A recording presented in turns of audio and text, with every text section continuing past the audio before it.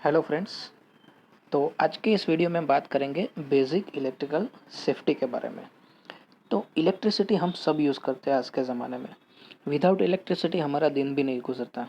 लेकिन electricity use करने के साथ साथ हमें क्या क्या सेफ्टी रखनी चाहिए और क्या क्या हमें ऐसी चीज़ें करनी चाहिए जिसकी वजह से इलेक्ट्रिसिटी हमें नुकसान ना करे। ठीक है, तो इस वीडियो में हम देखेंगे कि क्या क्या सेफ्टी होनी चाहिए। अगर इलेक्ट्रिसिटी का शॉक हमें लगता है तो उसके लिए क्या क्या प्रिकॉशंस, क्या फर्स्ट एड लेना चाहिए। तो इस वीडियो में हम बात करेंगे इलेक्ट्रिसिटी जो हम डोमेस्टिक्स कंज्यूमर्स के लिए जो यूज़ करते थे। तो डोमेस्टिक कंज्यूमर्स मतलब हम हमारे घर पे जो इलेक्ट्रिसिटी यूज़ करते हैं उसके लिए हम क्या क्या कर सकते हैं, क्या क्या सेफ्टी रख सकते हैं, इसके बारे में जानेंगे। तो बेसिक पूरा वीडियो होगा वो 4 पॉइंट्स पे है। फर्स्ट है हमारा बेसिक इलेक्ट्रिसिटी। तो इलेक्ट्रिसिटी क्या है, वो क्या क्या टर्म्स अंदर आता है, वोल्टेज, करंट, तो वो थोड़ा सा बेसिक उसके बारे में जानेंगे। फिर इलेक्ट्रिकल हजार्ड्स, तो इलेक्ट्रिकल से क्या क्या हमें जोखम हो सकता है, क्या क्या नुकसान हो सकता है, उसके बारे में देखेंगे। फिर है electrical shock and first aid. तो इलेक्ट्रिकल शॉक अगर हमें लगता है तो उसके लिए फर्स्ट एड कि घर पे सबसे पहले क्या प्रिकॉशन लेने चाहिए वो हम देखेंगे। और बाद में देखेंगे a few dos and don'ts कि भाई क्या करना चाहिए और क्या नहीं करना चाहिए। नेक्स्ट हम देखते हैं कि भाई बेसिक इलेक्ट्रिकल थियरीज। तो हम घर पे देखते हैं कि बेसिकली हमारा जो सप्लाई आता है घर पे वो एसी सप्लाई आता है। तो इलेक्ट्रिकल सप्लाई सिस्टम जो है वो दो तरीके में होती है। फर्स्ट है एसी और सेकंड है डीसी। एसी मीन्स की ऑल्टरनेटिंग करंट सप्लाई। एसी में बेसिकली हमारे टू सिस्टम्स होती है, single phase and three phase. तो घर पे जो हमारा सप्लाई आता है वो होता है हमारा single phase supply. Second one है डीसी सप्लाई। तो डीसी सप्लाई का फुल फॉर्म है डायरेक्ट करंट सप्लाई। तो ज़्यादातर जो हम बैटरीज यूज़ करते हैं, जिसे हम पेंसिल सेल्स, जो रिमोट में सेल्स यूज़ करते हैं, हमारी बाइक और कार की बैटरीज होती है, तो ये सब बैटरीज है वो सारी हमारे डीसी सप्लाईज होती है। तो टोटली बेसिकली दो सप्लाईज होते हैं, एसी और डीसी। अभी कुछ इलेक्ट्रिकल टर्म्स के बारे में जानते हैं। तो सबसे पहले बात करते हैं वोल्टेज के बारे में। तो वोल्टेज एक्चुअली क्या है, तो voltage it is one type of driving force है। तो जो हमारा करंट पास करने के लिए जो ड्राइविंग फोर्स लगता है उसे हम वोल्टेज कहते हैं। दूसरा वोल्टेज का डेफिनेशन है कि potential difference between two points. ठीक है, तो वो वोल्टेज होता है। नॉर्मली हम हमारा वोल्टेज जो घर पे आता है वो 230 वोल्ट होता है, तो वो हम उसे वोल्टेज कहते हैं। नेक्स्ट है हमारा करंट। तो करंट है that is the rate of flow of electric charge. तो हमारा टोटल इलेक्ट्रिक चार्ज कितना पास हो रहा है उसकी जो क्वांटिटी हम मेज़र करते हैं, रेट ऑफ फ्लो। तो इलेक्ट्रिक चार्ज जो जो फ्लो हो रहा है हमारा, तो उसको हम कहते हैं करंट।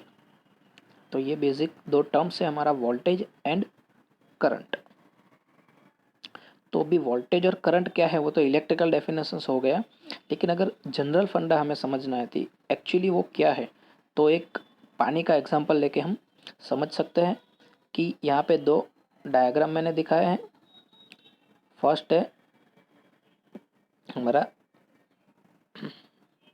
ओके, तो ये जो डायग्राम है नीचे वाला लेफ्ट साइड का दैट इज़ पानी का डायग्राम है और ये है हमारा इलेक्ट्रिकल डायग्राम। ओके, तो पानी का पंप है तो वो कितनी प्रेशर से पानी सेंड कर रहा है तो उसे हम कह सकते हैं इलेक्ट्रिकल लैंग्वेज में वोल्टेज में। और कितना पानी पास हो रहा है पाइप में से वो है हमारा इलेक्ट्रिकल लैंग्वेज में इलेक्ट्रिक करंट। तो पानी की जो क्वांटिटी है, कितनी मात्रा में पानी जा रहा है वो है हमारा इलेक्ट्रिकल करंट। और कितनी प्रेशर से पानी जा रहा है वो है हमारा वोल्टेज। तो that is the basic difference है इलेक्ट्रिकल करंट और वोल्टेज में, कि क्वांटिटी जो है दैट इज़ करंट और जो प्रेशर से हमारा करंट जा रहा है जो जिसे हम कहते हैं वोल्टेज। और मान लो पाइप में कभी कोई कचरा होता है तो दैट इज़ ऑब्स्ट्रकल्स। तो उससे क्या होता है, पानी की गति धीरे हो जाती है, पानी का प्रेशर कम हो जाता है। ठीक है, तो ऐसा सेम हमारा इलेक्ट्रिकल में भी होता है। सो दैट इज़ होता है रेजिस्टेंस। तो रेजिस्टेंस मतलब करंट को अपोज करता है। ठीक है, तो वो डिवाइस रेजिस्टेंस करंट को अपोज करता है तो उसे हम कहते हैं रेजिस्टेंस। तो ये बेसिक फंडा है। नेक्स्ट है कि कंप्लीट सर्किट। अभी किसी भी सर्किट में करंट पास होने के लिए वो सर्किट का कंप्लीट होना ज़रूरी है, मतलब कि क्लोज पाथ बनना। अगर क्लोज पाथ ना हो तो करंट पास नहीं होता। यहाँ पे स्विच ओपन दिखाई है, उसका मतलब क्लोज पाथ नहीं बना है। ऐसा पूरा क्लोज सर्किट बनता है तो हमारा करंट पास होता है। तो कंप्लीट सर्किट नेसेसरी है करंट फ्लो करने के लिए। यहाँ पे बल्ब का एग्जांपल लेके भी दिखाया है कि ये जो बल्ब है वो ऑन हुआ है, तो वो कब ऑन होगा, उसका सर्किट पूरा कंप्लीट होगा तभी वो ऑन होगा। तो ये बेसिक कंप्लीट सर्किट रिक्वायरमेंट है हमारा इलेक्ट्रिसिटी पास होने के लिए। दूसरा एक एग्जांपल लेते हैं कि हम नॉर्मली हमारे सिटीज़ में देखते हैं कि बड़े बड़े वायर्स हैं, ओपन वायर्स, उसके ऊपर बर्ड बैठते हैं, तो फिर उन लोगों को करंट नहीं लगता। ऐसा क्यों? ऐसा इसलिए क्योंकि बर्ड जब वायर पे बैठते हैं तब एक तो उनके पैर जो होते हैं वो इंसुलेटेड टाइप होते हैं, मतलब कि जैसे हमारे लकड़ी को हम पकड़ के हम वायर को टच करेंगे तो हमें करंट नहीं लगता, क्योंकि लकड़ी वो है, वो इंसुलेशन है।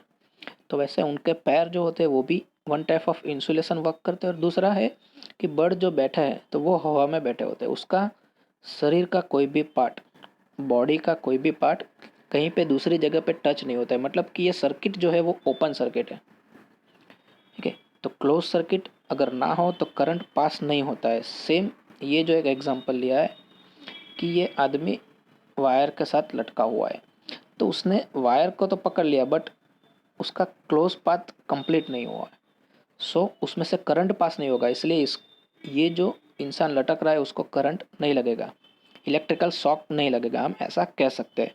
और दूसरे डायग्राम में दिखा है, अगर आप नीचे ज़मीन पे खड़े रहते हैं और वायर को टच होते हैं तो हमारा क्लोज पाथ पूरा होता है। सो हमारी बॉडी में से इलेक्ट्रिसिटी पास होगी तो हमें नुकसान हो सकता है और इलेक्ट्रिक शॉक लग सकता है। तो ये कंप्लीट सर्किट का रीज़न ही वही है कि अगर इलेक्ट्रिक में सर्किट कंप्लीट ना हो, पूरी क्लोज लूप ना हो, तब तक इलेक्ट्रिसिटी करंट पास नहीं होता है। नेक्स्ट अभी बात करते हैं इलेक्ट्रिसिटी एट होम। हमारे घर में कौन सी इलेक्ट्रिसिटी आती है? तो हमारे घर में जो आता है वो वोल्टेज होता है 230 वोल्ट सिंगल फेज। तो हम घर में बेसिकली सिंगल फेज यूज़ करते हैं। थ्री फेज होता है वो ज़्यादातर इंडस्ट्रीज़ में यूज़ होता है, तो जो इंडस्ट्रीज़ है बड़ी बड़ी वहाँ पे थ्री फेज कनेक्शंस यूज़ किए जाते हैं। हमारे घर में जो सिंगल फेज सप्लाई आता है 230 वोल्ट, उसमें फ्रीक्वेंसी होती है 50 हर्ट्ज़। तो 50 हर्ट्ज़ बेसिकली हमारी इंडिया की फ्रीक्वेंसी है। यूएसए, अमेरिका ऐसी कंट्रीज़ में 60 हर्ट्ज़ फ्रीक्वेंसी है उन लोगों की। ओके, हमारे घर पे जो वायरिंग होता है, तो वायरिंग का कलर कोड बेसिकली क्या होता है? तो अभी जो हमारे घर पे वायरिंग होता है उसमें 3 वायर होते हैं बेसिकली। एक तो है लाइव वायर, न्यूट्रल वायर और अर्थ वायर। तो लाइव मतलब कि फेज वायर, तो वो होता है बेसिकली रेड कलर का। तो रेड कलर का वायर हम फेज में यूज़ करते हैं। देन आफ्टर न्यूट्रल वायर होता है, तो न्यूट्रल वायर होता है वो बेसिकली हमारा ब्लैक होता है।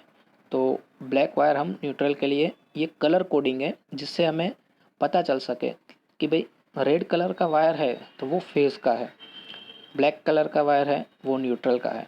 और हम हमारे स्विच बोर्ड होता है उसमें हम अर्थिंग करते हैं, तो जो अर्थिंग करते हैं तो वो अर्थिंग का वायर जो होता है दैट इज़ ग्रीन वायर।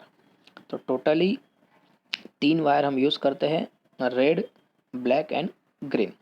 अभी न्यू वायर कलर जो लिखा है दैट इज़ कि जो केबल आता है पूरा, तो वो केबल के अंदर 3 वायर आते हैं, तो वो basically brown, blue and green yellow होता है।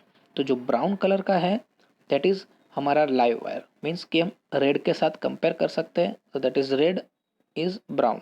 ओके, तो लाइव वायर है जो केबल होता है पूरा, उसमें ब्राउन वायर होता है वो लाइव वायर होता है, मतलब कि फेज वायर होता है।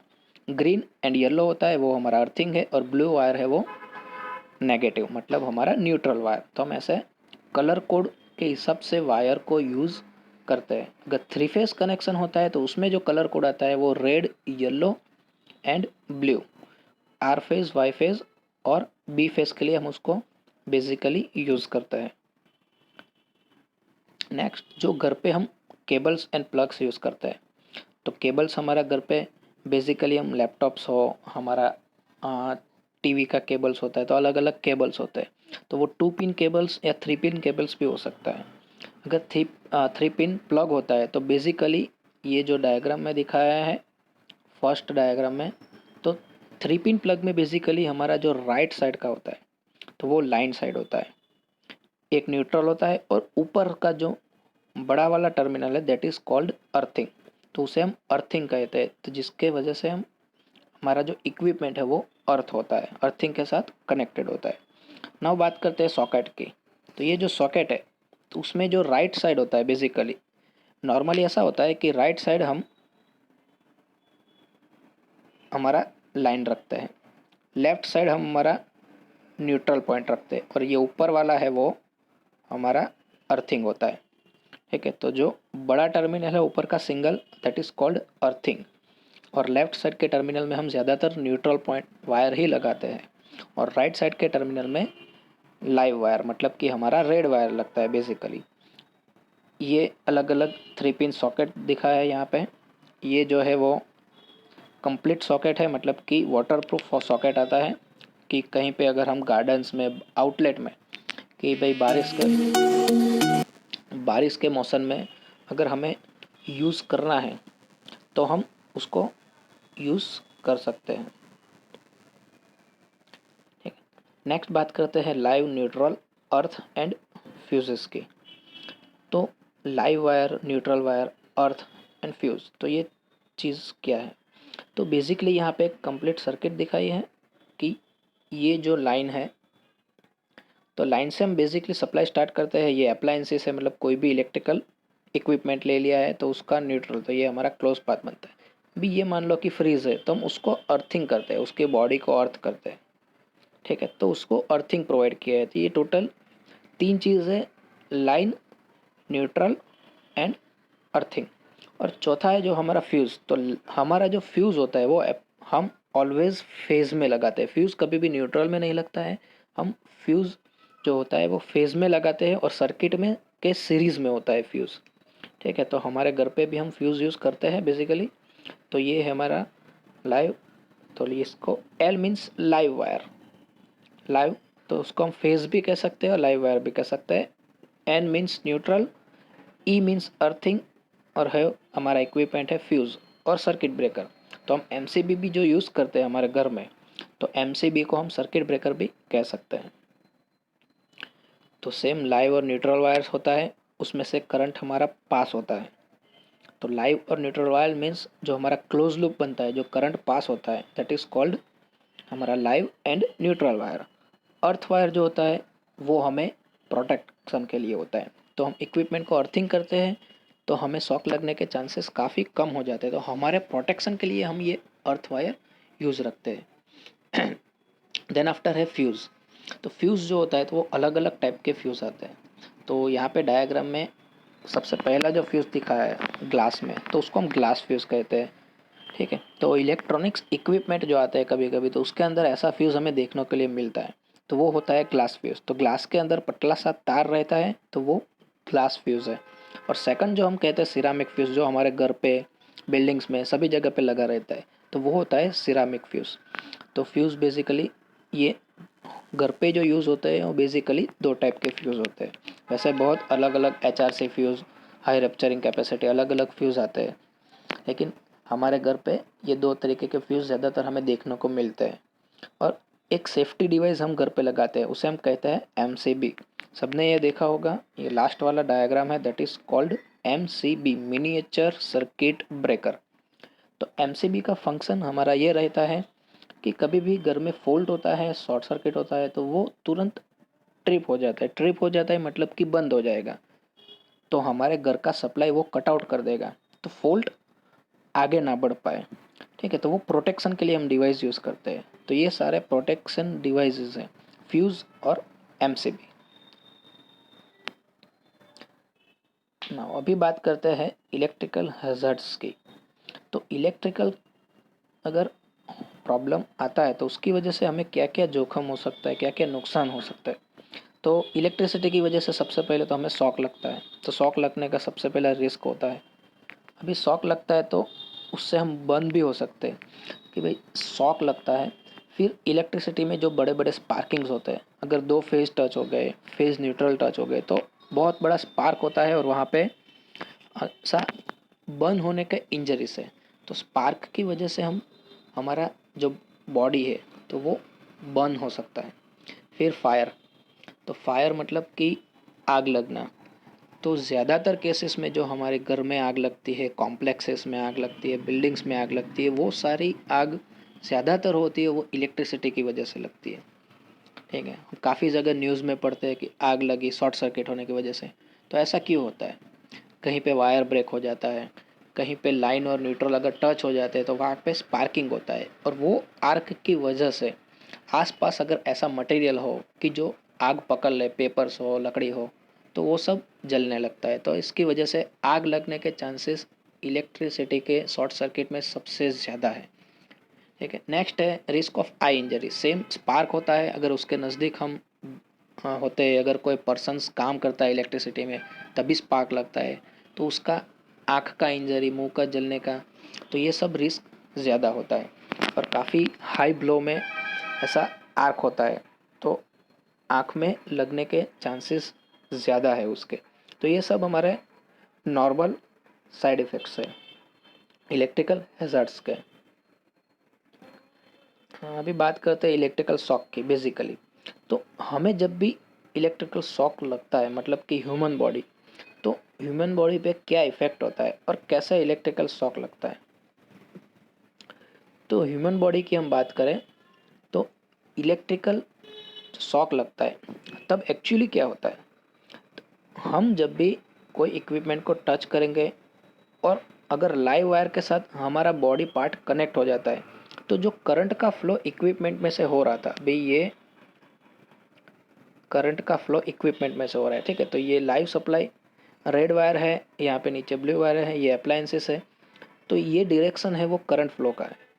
ओके, और हम अगर उसको गलती से लाइव वायर के साथ कनेक्ट हो जाते हैं या फिर टच हो जाते हैं, तो जो इलेक्ट्रिसिटी पास होती है वो, हम ज़मीन पे खड़े होते हैं तो ये लाइव वायर से होके हमारे बॉडी से होके नीचे अर्थ के साथ वो क्लोज पाथ बनाएगी। मतलब कि करंट अभी कहाँ से पास होगा, पहले इक्विपमेंट में से पास हो रहा था, उसकी जगह पे हमारे बॉडी में से पास होना स्टार्ट हो जाएगा। तो इसे हम कहते हैं हमें शॉक लगा। तो शॉक लगने की वजह, अगर कोई भी इंस्ट्रूमेंट है तो उसका कोई इंसुलेशन है या फिर कोई वायर का ऊपर का जो, हाँ नॉर्मली हमारा वायर होता है उसके ऊपर पीवीसी इंसुलेशन होता है। ओके, तो ये पीवीसी इंसुलेशन ब्रेक हो, प्रॉपर अर्थिंग नहीं किया है, तो उसमें लीकेज करंट होता है इक्विपमेंट्स में। तो ज़्यादातर फ्रीज है, आयन है, ऐसे ऐसे इक्विपमेंट में लीकेज करंट ज़्यादा होता है, तो उसमें शॉक लगने के चांसेस ज़्यादा है। तो ऐसे इक्विपमेंट जब भी यूज़ करें उसको कंपलसरी अर्थिंग करना ज़रूरी है, या फिर जिस सॉकेट में अर्थिंग ना हो ऐसे सॉकेट में ये इक्विपमेंट नहीं लगाने चाहिए, जिसकी वजह से हमारा रिस्क कम हो जाएगा। अगर विदाउट अर्थिंग हम यूज़ करते हैं तो करंट लगने के चांसेस बहुत ज़्यादा है, तो इससे हमें इलेक्ट्रिकल शॉक लग सकता है। और ये जो करंट हमारे बॉडी में से पास होगा उससे काफ़ी सारा नुकसान होता है हमें। ठीक है, तो ये बेसिक फंडा है हमें इलेक्ट्रिकल शॉक लगने का। करंट जो होता है वो हमारी बॉडी में से पास होता है, फोल्ट करंट, तो उसकी वजह से हमें शॉक लगता है, इलेक्ट्रिकल शॉक्स। ठीक है, तो अभी जो बात करते हैं कि भाई अगर ह्यूमन बॉडी है हमें, तो हमें इलेक्ट्रिकल शॉक लगता है तो हम कौन कौन सा नुकसान हो सकता है हमारी बॉडी में। तो अभी इलेक्ट्रिकल शॉक लगता है तो कई बार ऐसा होता है कि इलेक्ट्रिकल शॉक लगने से हम आदमी या पर्सन्स क्या होता है, ऐसा हमें फेंक देता है दूर, झटका लगता है ज़ोर से। तो ऐसा ऑल्टरनेटिंग करंट हो उसमें ऐसा होता है, अगर डायरेक्ट करंट है तो उसमें ऐसा नहीं होता है। तो एसी सप्लाई में ऐसा होता है, डीसी सप्लाई में नहीं होता है। तो अगर हमें करंट लगता है तो करंट लगने से, शॉक लगने से क्या क्या नुकसानी होती है हमारे बॉडी में से, करंट पास होगा तो हमें क्या क्या नुकसानी होगा, वो किसके ऊपर डिपेंड करता है कि जो करंट का वैल्यू कितना है, और दूसरा कम वैल्यू वाला करंट भी कितने टाइम तक हमारे बॉडी में से पास हो रहा हो। ठीक है, अगर कोई भी करंट हमारी बॉडी में से ज़्यादा देर तक पास होगा तो वो ज़्यादा नुकसान करेगा। काफ़ी देर कुछ मिनिमम टाइम मतलब फ्रैक्शंस ऑफ सेकंड में से अगर पास होगा तो हमें कम नुकसान करेगा। तो हमें कितना नुकसान होगा, हमारी बॉडी को कितना नुकसान होगा, वो किस पे डिपेंड करता है, कितनी वैल्यू का करंट लगा और वो करंट हमारी बॉडी में से जो पास हुआ वो कितने टाइम तक पास हुआ, उसके ऊपर ये डिपेंड करता है हमें कितना नुकसान होगा हमारी बॉडी को। तो हमारी बॉडी को अगर इलेक्ट्रिक शॉक लगता है तो क्या क्या हो सकता है। सबसे पहले तो loss loss of motion control, कि हमारे भाई हाथ पैर है वो थोड़ा सा हिलना बंद हो जाते हैं, ठीक है, क्योंकि उसके जो मसल्स होते हैं, तो करंट पास होता है तो हमारे जो मसल्स होते हैं वो एक्सपायर होता है, डेथ हो जाते हैं, मतलब उसको मार देता है, सिंपल लैंग्वेज में कहते हैं।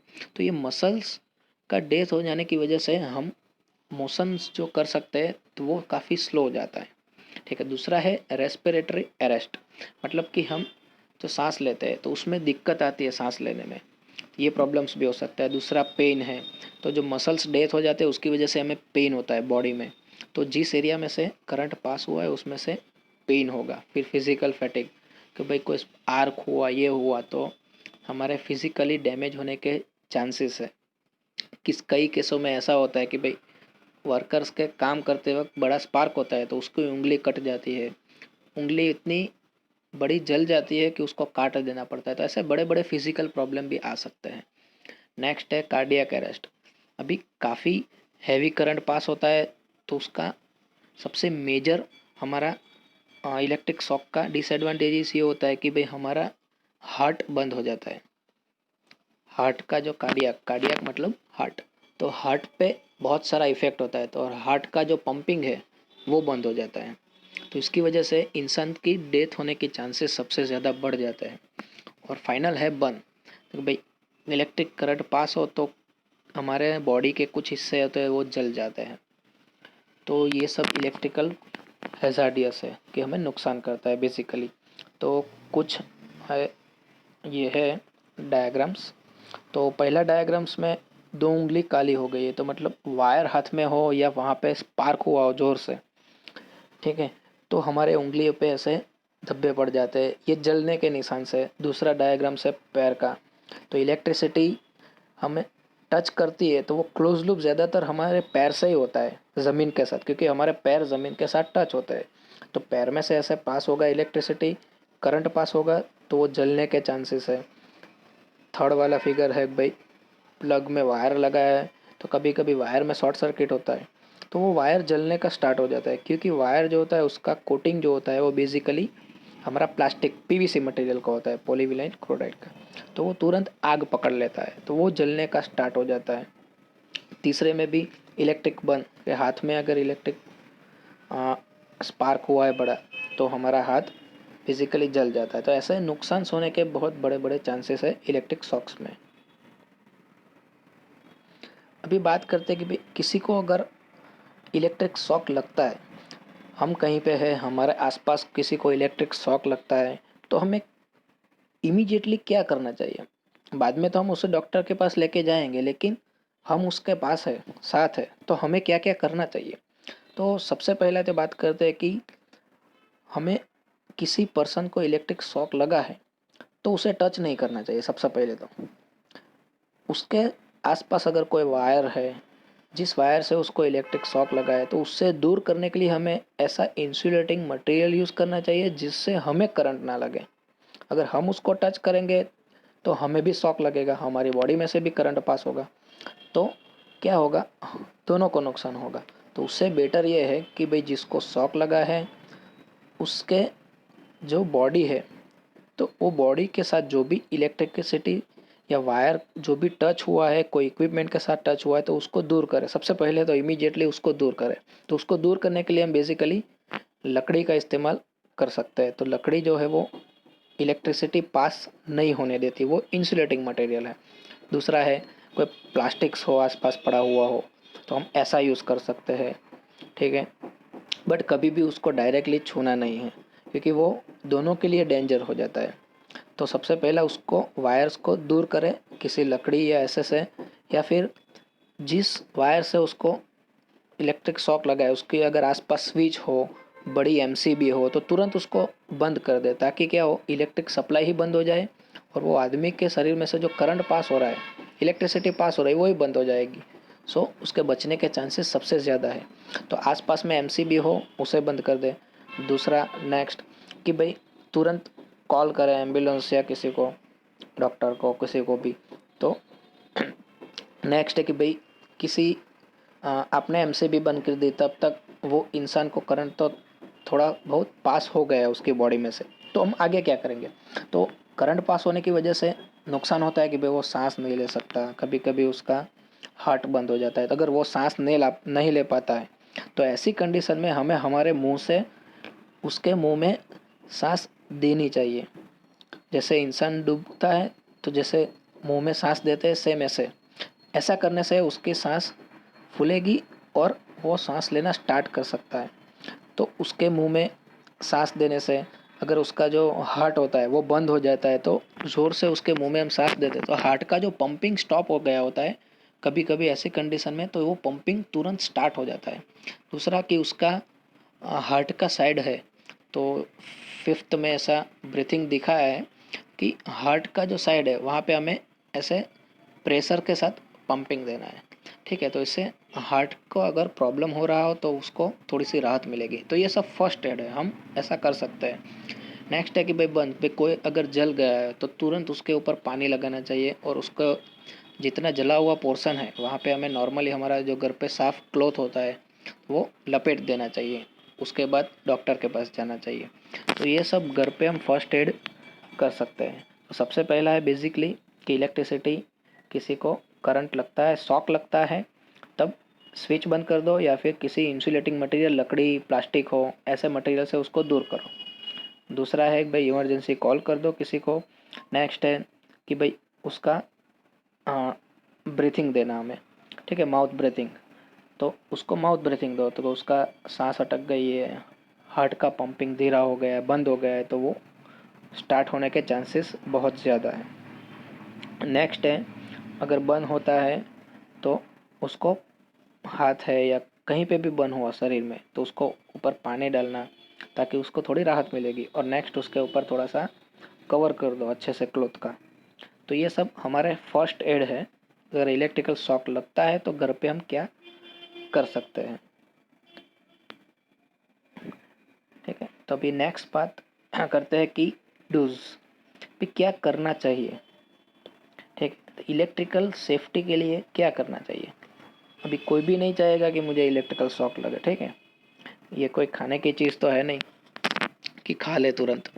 तो इलेक्ट्रिकल शॉक अगर ना लगे उसके लिए क्या क्या पॉइंट्स है, क्या क्या अवेयरनेस है कि वो हमें ध्यान में लेनी चाहिए। तो सबसे पहला कि भाई जो भी हम इलेक्ट्रिकल इक्विपमेंट यूज़ करते हैं वो पानी से दूर रखें। कुछ इक्विपमेंट पानी से हम दूर रखें, तो ज़्यादातर गीले एरिया में ऐसे में नहीं रखना चाहिए। दूसरे कि भाई जो हम वायर्स यूज़ करते हैं वो अच्छी क्वालिटी के वायर्स यूज़ करें। ठीक है, कभी कभी ऐसा होता है हम लोकल वायर्स यूज़ करते हैं, ज़्यादा दिन तक टकता नहीं, उसका ऊपर का जो पीवीसी वायर है वो अच्छा होना चाहिए, पीवीसी कोटिंग। पीवीसी बिगड़ जाता है, वो पीवीसी ब्रेक हो जाता है। काफ़ी पुराने वायर्स होते हैं, काफ़ी साल पुराने, तो उसका पीवीसी होता है वो हार्ड हो जाता है, वो तुरंत ब्रेक हो जाता है। तो ऐसे वायर हमें यूज़ नहीं करने चाहिए। ऐसे वायर यूज़ करने से शॉक लगने के और आग लगने के चांसेस सबसे ज़्यादा हैं। Then after use extension code only in temporary basis. Extension codes मतलब जो हम एक्सटेंशंस वायर यूज़ करते हैं, अलग वायर खींच के हम कोई चार्जिंग कर रहे हो या कोई इक्विपमेंट चला रहे होते हैं, तो ऐसा यूज़ सिर्फ टेम्पररी बेसिस के लिए ही करना चाहिए। कभी कभी हम घर पे परमानेंटली भी ऐसा कर देते हैं, तो ऐसा हमें अवॉइड करना चाहिए, क्योंकि ऐसा करने से हमारा इलेक्ट्रिक शॉक, इलेक्ट्रिक फायर ये सब लगने के चांसेस ज़्यादा हो जाते हैं। फिर जो भी इलेक्ट्रिकल डिवाइसेस है वो गुड रिपेयर्स होने चाहिए। तो कभी कभी हम इलेक्ट्रिकल डिवाइस ऐसे होते हो, कभी उसका प्लास्टिक ब्रेक हो गया होता है, वायर थोड़ा सा ऐसा हो गया ब्रेक हो गया होता है, फिर भी हम उसको यूज़ करते हैं, तो उसमें शॉर्टिंग होने के चांसेस ज़्यादा है। फिर आउटलेट स्विचेस को कवर करना चाहिए। आउटलेट स्विच मतलब कि कभी कभी हमारा गार्डन्स होता है तो घर के बाहर जो स्विचेस लगी होती है, तो वो मानसून के टाइम में जो बारिश होती है तो उसमें पानी जाने के चांसेस ज़्यादा है, तो तभी वो शॉर्ट सर्किट कर सकता है। तो ऐसी जो स्विचेस है उसको कवर से या किसी कैप से पूरा कवर कर देना चाहिए, सो मानसून के सीज़न में उसमें पानी ना जाए। फिर सबसे मेन चीज़ कि भाई घर के अंदर प्रॉपर रेटिंग के फ्यूज़ इस्तेमाल करने हैं। कभी कभी ऐसा होता है कि भाई हम खुद से फ्यूज़ बना देते हैं, जो फ्यूज़ का वायर होता है वो उसका रेटिंग से हम थोड़ा बड़ा लगा देंगे, मतलब कि उसका डायमीटर बड़ा होगा, सिंपल लैंग्वेज में कहेंगे तो मोटा वायर यूज़ करेंगे। तो ऐसा करने से क्या होता है कि जब भी शॉर्ट सर्किट होता है तो वायर बंद ही नहीं होता है, और वायर बंद नहीं होता है तो शॉर्ट सर्किट जो होगा उस वो आग में कन्वर्ट हो जाएगा। तो शॉर्ट सर्किट हो तो तुरंत फ्यूज़ जो है वो ब्लो होना चाहिए, मतलब फ्यूज़ बंद होना चाहिए। तो हम अगर मोटा वायर, डायमीटर लार्ज है, ऐसा वायर हम यूज़ करेंगे वो रेटिंग के से ज़्यादा, तो हमारा फ्यूज़ ऑपरेट नहीं होगा, और फ्यूज़ ऑपरेट नहीं होगा तो वो शॉर्ट सर्किट है वो बंद नहीं हो सकता। तो उसके लिए हमें प्रॉपर रेटिंग के फ्यूज़ यूज़ करने चाहिए। फिर हमें घर में एमसीबी कंपलसरी लगानी चाहिए, मिनिएचर सर्किट ब्रेकर। तो एमसीबी जो एक ऐसा डिवाइसेस है वो तुरंत शॉर्ट सर्किट में ट्रिप हो जाती है और हमारा घर का सप्लाई है वो कट कर देता है। तो एमसीबी कंपलसरी घर में हमें यूज़ करना ही चाहिए। और फाइनल पॉइंट सबसे इम्पोर्टेंट है कि अर्थिंग घर में होना ही चाहिए। नॉर्मली हम घर पे अर्थिंग देते हैं, वो हमारा फ़ैन होता है, फ़ैन का जो सलिया होता है मतलब रोड, तो उसके साथ अर्थिंग देते हैं, वो अर्थिंग भी बरोबर है। दूसरा हम अर्थिंग करते हैं कि भाई नीचे ज़मीन में कोल और नमक दोनों का मिक्स करके कॉपर का प्लेट लगाते हैं और वो अर्थिंग भी देते हैं, तो वो अर्थिंग सबसे बेस्ट है। तो हमें ज़्यादातर हो तो ऐसा अर्थिंग डेवलप करना चाहिए हमारे घर में। तो अर्थिंग प्रॉपर होगा तो हमें बड़े बड़े इक्विपमेंट है, फ्रीज है, टीवीज़ है, आयन है, ऐसे इक्विपमेंट में वॉशिंग मशीन्स है, फिर तो शॉक लगने के चांसेस काफ़ी कम हो जाते हैं, क्योंकि अर्थिंग होता है तो जो फॉल्टी करंट है, लीकेज करंट है, वो अर्थिंग के थ्रू ज़मीन में चला जाएगा। तो दो पॉइंट सबसे मेन है, फ्यूज़ होना चाहिए और अर्थिंग होना ही चाहिए। ये हो गया क्या क्या करना चाहिए। अभी बात थोड़ा सा करते हैं कि क्या नहीं करना चाहिए। तो सबसे पहला पॉइंट है कि भाई गीले हाथों से टच नहीं करना चाहिए, don't touch with weight hand. तो भाई कभी भी स्विचेस हो, इलेक्ट्रिकल स्विचेस, कोई इक्विपमेंट हम स्टार्ट कर रहे हो, वायर जॉइंट कर रहे हो या कुछ भी काम कर रहे हो इलेक्ट्रिक से लगता हुआ, तो वो कभी भी गीले हाथों से नहीं करना चाहिए। हाथ पूरे सूख लेने चाहिए, उसके बाद ही वो काम करना चाहिए। फिर सेकंड है कि भाई कभी भी रिपेयरिंग वर्क हो इलेक्ट्रिकल का, वो प्रॉपर नॉलेज के विदाउट नहीं करना चाहिए। कभी कभी इलेक्ट्रिसिटी का नॉलेज नहीं होता है, इक्विपमेंट का नॉलेज नहीं होता है, फिर भी उसको रिपेयर करने की कोशिश करते हैं और स्टार्ट करते हैं तभी उसमें ब्लो हो जाता है, स्पार्क हो जाता है, वो इक्विपमेंट जल जाता है। ऐसा कई बार होता है क्योंकि प्रॉपर कनेक्शन नहीं हुआ है, फेज न्यूट्रल शॉर्ट कर दिया होता है। तो इक्विपमेंट का ज़्यादा नॉलेज ना हो तो विदाउट नॉलेज उसको रिपेयर नहीं करना चाहिए।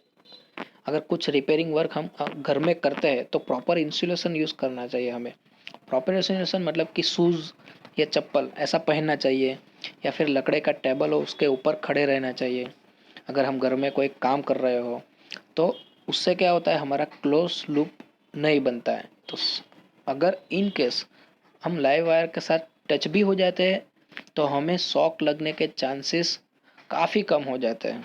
99% अगर हम ऐसा इंसुलेशन यूज़ करते हैं, लकड़े के ऊपर खड़े रहते हैं, तो हमें शॉक लगने के चांसेस रिड्यूस हो जाते हैं।